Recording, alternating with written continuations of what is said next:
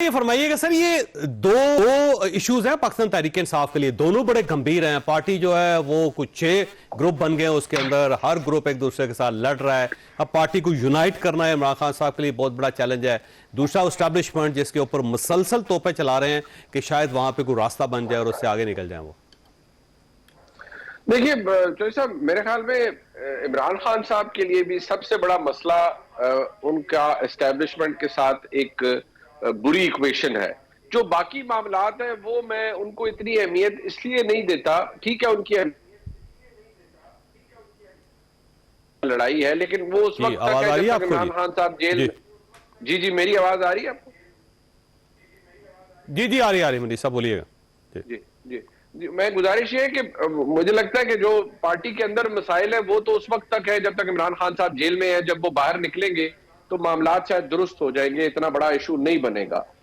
और इमरान खान साहब जब बाहर होंगे तो वो इतनी कदावर शख्सियत है कि हर चीज कंट्रोल भी कर लेंगे। लेकिन जो मेन प्रॉब्लम है वो है कि इमरान खान साहब के हवाले से जो एस्टेब्लिशमेंट का रवैया है या पॉलिसी है चौधरी साहब, उसमें कोई तब्दीली नजर नहीं आ रही। जो बातें की जाती रही हैं और रिसेंटली जो एक इल्यूजन क्रिएट किया गया, एक छलावा बनाया गया और जिसपे बहुत बातें हुई कि जी मुराबता हुआ है और बात हो रही है। यकीन मानिए, मैं बिल्कुल ये इंफॉर्मेशन की बिना पर कह रहा हूं कि वो बिल्कुल एक फ्रॉड था। एक लॉलीपॉप दिया गया सिर्फ इस 26 नवंबर के एहतजाज को आगे पीछे करने के लिए, और निहायत ही फरोही मामलात के ऊपर बातचीत कोई हुई। अगर कोई किसी की हुई भी, वो भी गवर्नमेंट के लेवल पे, एस्टेब्लिशमेंट के लेवल पे कोई इमरान खान साहब से डायरेक्टली मोहसिन नकवी साहब के साथ हुई ना सर? मोहसिन नकवी साहब से तो आगे मामला गया ही नहीं ना। एग्जैक्टली जी, बिल्कुल ऐसे ही। तो मोहसिन नकवी साहब के साथ तो राब्ता था गंडापुर साहब का, और ये मामला आना था कहीं से वही संजानी के ऊपर और सब। इसके अलावा जो 3 डिमांड्स थी उनके ऊपर तो कोई सिरे से बात ही नहीं करने के लिए तैयार। मतलब नेगोशिएट करना तो दूर की बात है, कोई बात ही नहीं करने के लिए तैयार। ये एक बड़ा मसला है इमरान खान साहब के लिए, क्योंकि मतलब ये एक हैरत अंगेज चीज है कि इमरान खान साहब को जेल में गए 1.5 साल हो गए। जनरल नासिर मुनीर साहब को अपनी कमांड संभाले हुए 2 साल पूरे हो चुके हैं। मतलब आप ये देखिए, और इन 2 सालों में कोई तरीका नहीं निकाल पाए इमरान खान साहब के उनके ताल्लुकात पाकिस्तान फौज की क़यादत से दुरुस्त हो जाए। वहां से कोई चेंज ऑफ हार्ट नहीं हुआ, कोई तब्दीली नहीं है, कोई मौकफ में तब्दीली नहीं है। ऑफिशियली अनऑफिशियली थ्रू हम सब अपने अपनी जगह पर अपने अपने सोर्सेज से जब बात करते हैं तो कोई आपको अंदाजा भी हो कि अगर कुछ तब्दील हो रहा है तो नहीं है। हाँ, जो मुझे मैं हमेशा कहता हूं जो हमें तारीख या लॉजिक बताती है वो तो ये बताती है कि जी रास्ते निकलते हैं, लेकिन फिर जब हम उस थ्योरी को अप्लाई करते हैं इमरान खान साहब पे तो उसका जवाब ये मिलता है कि इमरान खान साहब ने वो हदें फैलांगी हुई हैं जो कि दूसरों ने नहीं फैलांगी थी, लिहाजा उनके लिए तो रास्ते निकल आए। इमरान खान साहब को अभी मज़ाहमत का भी सामना है और बेशुमार मसाइल का भी सामना है। ठीक, रैसे ये वैसे रास्ता क्यों नहीं निकल रहा, क्यों नहीं एस्टैब्लिशमेंट के साथ राब्ता हो रहा? देखें, आज भी अगर राब्ता हो जाए तो इमरान खान साहब और एस्टैब्लिशमेंट दोनों इकट्ठा चलने का फैसला कर लें, पाकिस्तान के अंदर पीस आ सकता है। और हो सकता है अगले इलेक्शन तक मामला चलें कि ठीक है जी अगला इलेक्शन लड़ें, आपको एक पीसफुल किस्म का इलेक्शन दिया जाएगा, आप अपना फेयर एंड फ्री इलेक्शन लड़ें वो, लेकिन उससे पहले आप पाकिस्तान के अंदर कोई गड़बड़ ना करें, तो मामला तो बड़े आसानी से सेटल हो सकते हैं। क्यों नहीं हो रहे? हम मुसलमानों की जो तारीख पढ़ते हैं, जो ड्रामों में देखते हैं, जो हमें लिखने वाले समझाते हैं, हम कहते हैं यार ये पता नहीं किस तरह चलते थे। बिल्कुल पाकिस्तान उसी तरह चल रहा है। यानी जब बगदाद जल रहा था और कहानियां उसके ऊपर क्या क्या हो रही थी, आज हम बिल्कुल उसी सिस्टम पे खड़े हुए हैं। ये बड़ी अच्छी बात है कि इमरान खान और फौज मिल जाए। फौज ने बराह रास्त मैसेज दिया इस साल भी कि आपसे बात हो सकती है, आपने जो काम किया है उसकी माफी मांगे, गवर्नमेंट से बात करें और ये सब कुछ सेटल हो जाएगा। अब खान साहब की जिद उसके अंदर आड़े आ रही है। वो कहते हैं कि जनाब मुझे सबूत दो, मुझे वीडियो दो। तो सबूत क्या? एक मिनट, ये जो वीडियो हैं, हमारी अदालतों के ऊपर सवाल आता है कि जब वो कहते हैं कि हम GHQ जाएंगे, हम जाएंगे जनाब कोर कमांडर हाउस में, और वो जला के ISI का दफ्तर, वो PF बेस को, और अदालतें कहती हैं हम पे प्रेशर है। भाई आपके ऊपर क्या प्रेशर है? UK में 10 साल की सजा हुई है ट्वीट करने पे। ठीक है, यहाँ जज मजाक उड़ा देता है स्टेट का, और जाओ यार 200 बंदे इधर कर लो उधर कर लो। हमारे जजों ने खुद इस अदलिया का निशाना बनाया है, एटीसी से लेके हाई कोर्ट्स तक में, सुप्रीम कोर्ट तक में। हमारी अदलिया क्यों माशाल्लाह नीचे से टॉप पे है? इसलिए एक जुमले की इजाजत है आपकी तरफ से।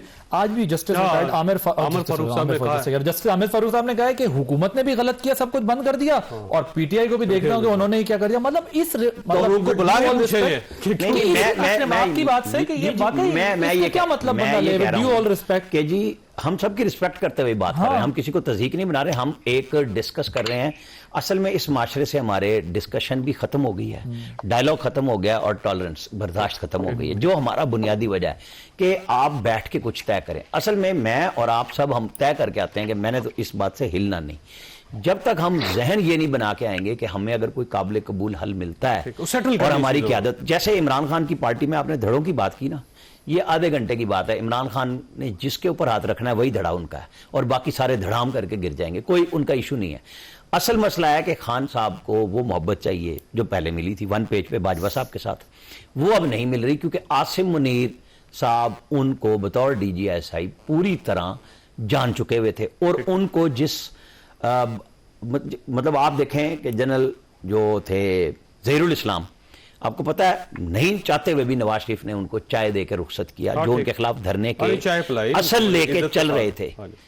इन्होंने जब फारिग किया, मतलब ये टेलीफोन नहीं ले रहे थे लोगों के कि भाई ये क्या है, कि आपको अगर सच बताया गया तो इसकी सजा आप इस तरह देंगे। आज वो चीजें ये काट रहे हैं। मतलब इंसान इक्तदार में होता है, जो आज इक्तदार में उनको भी समझना चाहिए। लेकिन मैं तो बात बहुत तनकीद करता हूं शहबाज शरीफ पे कि जितने सब में से वो ऑफर करते हैं, लेकिन ये बड़ी बात है कि प्राइम मिनिस्टर जाए अपोजिशन के पास, बार बार जाए कि जी हम बात करना चाहते हैं, लेकिन वो तज़हीक आमेद अंदाज में कहें तुम चोर हो, डाकू हो। यहां पे हमारी स्टेट को एक फैसला करना पड़ेगा कि आपने बात करनी है ना, तो फिर आप बीच के बंदे में बैरिस्टर गौर और बैरिस्टर सैफ को मत डालें। फिर अगर इमरान खान से बात होनी है तो आप कहेंगे गवर्नमेंट का बंदा जाएगा, ठीक है, और वही बात जब आप बीच में से बंदे डालते हैं और बीच में से आप चौराहे में से उठा के उन्हें मुनाफे, अगर खान साहब ये कह रहे हैं कि एक सेफ मैसेज देते हैं, आप एस्टैब्लिशमेंट की तरफ से नॉमिनेट कर दें, क्या फर्क पड़ता है? नहीं, या कर ले, या किसी को फिर सिविलियन गवर्नमेंट को कहें कि आप इसको डन करें, फिर बीच के बंदे निकल जाएं। ये मसला तब हल होगा। ना इमरान खान हल कर सकते हैं, क्योंकि वो भी अपने लोगों को हर एक को चूरन अलग अलग देते हैं। जैसे वो कैबिनेट में होते थे, उन्हें पता था शाह महमूद ने क्या बात करनी है, फवाद चौधरी ने क्या करनी है, वाडा ने क्या करनी है। उन सबको एस्टैब्लिशमेंट के लिए वो वही फिक्रे कहते थे जो वो चाहते थे कि वहां पहुंच जाए, और वो रिएक्शन चेक भी करते। वैसे आदिल अब्बासी साहब, ये इंतजामिया के पास क्या ऐसा हथियार होता है कि वो अदालत को भी सेटिस्फाइड कर ले, शहर के लोगों को भी सेटिस्फाइड कर ले, और साथ अपोजिशन को भी सेटिस्फाइड कर ले? नहीं, ऐसा कुछ होता नहीं है। तो साहब ऐसा शायद कहानियों में तो होता है, लेकिन हकीकत में नहीं होता। हकीकत में जब आपका एनकाउंटर होता है, प्रोटेस्टर्स जब आपके सामने खड़े होते हैं, तो वो तो सच बात है उन वजीरों या आईजी से भी ज्यादा उन बेचारे पुलिस वालों को पता होता है जो फेस कर रहे होते हैं, या लॉ एनफोर्समेंट एजेंसीज के लोग जो उस वक्त सामने फेस कर रहे होते हैं। अगर आप DPO अटक की प्रेशर सुने तो आप वो जो हवाले दे रहे हैं कि किस तरीके से फैंस लाए गए, किस तरीके से वो केमिकल लोग जख्मी हो गए, 25 से इंजर्ड हैं, टीयर गैस थी वो कितनी लीथल हो गई, सारी चीजें वो एक तफसील है। हो सकता है उन PTI का ये सब झूठ है, लेकिन किसी हद तक कुछ तो सच होगा ना। अगर वो कुछ हद तक सच है तो आप अंदाजा लगाएं कि किस किस्म की रेजिस्टेंस लॉ एनफोर्समेंट एजेंसीज को भी मिलती है। जाहिर है इधर से भी रोकने के लिए हर कदम उठाया जाता है। सर ये कोई बरतानिया नहीं कि जहां पर आप डू नॉट क्रॉस की लाइन लगा दें और उसके बाद कोई जो है वो जवान का बच्चा उस लाइन को क्रॉस ना कर सके। ये पाकिस्तान है, यहां पर पार्लियामेंट हाउस के अंदर लोगों ने अपनी शलवारें टांगी हैं, यहां पर PTV के ऊपर अंदर घुस गए, यहां सुप्रीम कोर्ट पे हमले हुए हैं, यहां पर जो है वो काफी कुछ होता रहा है। GHQ का गेट तोड़ा गया है, GHQ का गेट तोड़ा गया है, कोर कमांडर हाउस के घर के अंदर जो है वो यूनिफॉर्म लहराए गए, और ISI के दफ्तर पे ऊपर ऐसे मुल्क में मुझे नहीं पता वो कौन सा लाउड स्पीकर है जिसपे पुलिस वाले कहेंगे प्लीज आप पुरअमन रहें, और वो पुरअमन रहेंगे और ये सब कुछ हो जाएगा। तो ये मुझे नहीं लगता ये प्रैक्टिकली डूएबल है, या इसकी कोई बीच में फिर मैं अब फिक्रा दे दूं। वो पहले कहते थे 9 मई में गोली क्यों नहीं चलाई, हम कहते हैं गोली क्यों मारी। बिल्कुल। तो मैं नहीं समझता कि ऐसा अब तक PTI का नैरेटिव था कि 9 मई को गोली क्यों नहीं मारी अगर ये वहां घुस गए थे। लेकिन आपको देखें वो DPO अटक ने एक बात बोली है, उसने कहा कि बड़ों को हमारे चाहिए कि फैसला करें कि इसका कोई हल निकाले, क्योंकि मैं अपने कितने सौ अपने जवान जो है वो जख्मी करवा चुका हूं और कुछ पुलिस एहलकार शहीद भी हुए, लॉ एनफोर्समेंट रेंजर्स वाले हुए।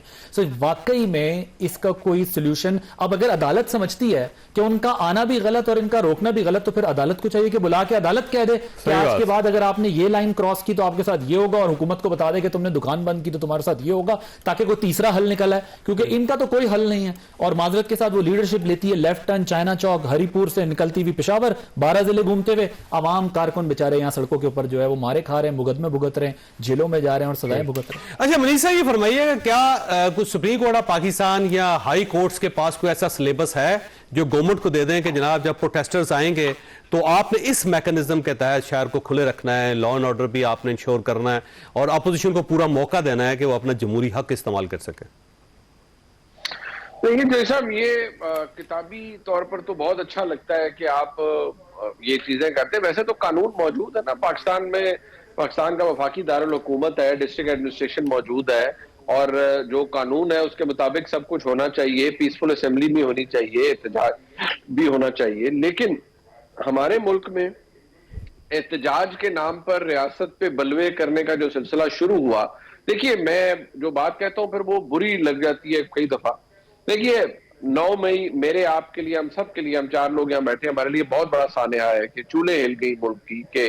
लेकिन क्या ही अच्छा होता कि जब 2014 में पाकिस्तान के वफाकी दारुल हुकूमत को अंडर सीज किया गया था, उस वक्त वही रिएक्शन आता और वही सख्ती आती और वही होश आता जो सान्या 9 मई के बाद आया। अगर वो हो जाता तो 9 मई भी ना होता उस वक्त, क्योंकि वो कन्वीनियंट था। जी जी बिल्कुल, मैं वही कह रहा हूं ना, उस वक्त तो जो उस वक्त के डीजी ISPR थे, मैं उन्होंने कर दिया, और जो उस वक्त के जो ISI के सरबराह थे ज़हीरुल इस्लाम साहब, वो कहा जाता है ना up to his neck involve थे पूरी तरह धरने में। और मैं ये भी कहूंगा कि जनरल राहील शरीफ साहब ने वो सब होने दिया था टू अ सर्टेन पॉइंट, नहीं तो जरूरत नहीं होती किसी भी DG ISI की, और ना ही किसी हमारे मुल्क के आर्मी चीफ इतने बेखबर होते हैं कि उन्हें पता ही ना हो कि DG ISI क्या कर रहे हैं। ये तो मानने वाली बात ही नहीं है ना। बेसिकली हुकूमत को मफलूज करना था। एक आपकी बात मुनीब भाई, जी जी जी, एक छोटी सी बात सुना दूं। एक खबर चली कि नवाज शरीफ से इस्तीफा ले लिया गया, ठीक है, चलवाई गई। उसकी उस वक्त जनरल राहील शरीफ प्राइम मिनिस्टर के पास बैठे थे, और जो हमारे डिस्प्लेस पर्सन थे ना फाटा में, उनकी ग्रांट पे बात हो रही थी। तो इसहाक डार साहब ने उनको बताया कि ये देखें जी ये चल रहा है। तो जनरल राहील शरीफ ने जनरल आसिम बाजवा को बुलाया, शायद वही थे ना DG ISPR, कि इसकी तरदीद करें। जी बिल्कुल। उसके बाद PM की मीटिंग के बाद वो डार साहब और वो बैठे थे, तो तरदीद चली अस्करी दराय से। डार साहब ने फिर उन्हें कहा कि ये दोबारा देखें, उन्होंने फिर बुलाया, उन्होंने कहा अपने नाम से करें। ये उस धरने में हो रहा था। ठीक, यानी आपका ख्याल ये है कि आर्मी चीफ की बात भी मानी नहीं जा रही थी? नहीं, देखे ना, वो सिस्टम चल रहा था ना एक, कि वो वहां पे ग्रांट के लिए बैठे हैं, बात हो रही है, और खबर क्या चलवाई जा रही है, रिजाइन ले लिया। ठीक, और ये खबर भी चल रही थी कि 2 महीने की छुट्टी ले ली उन्होंने, शायद वो छुट्टी पे जा रहे हैं प्राइम। नहीं, वो तो फिर हुआ था कि जी जब आप 2016 में जब नवाज शरीफ हार्ट ऑपरेशन के लिए गए थे, तो शहबाज शरीफ ने जाके मैसेज दिया था कि वो कह रहे हैं कि आप इनको बना दें।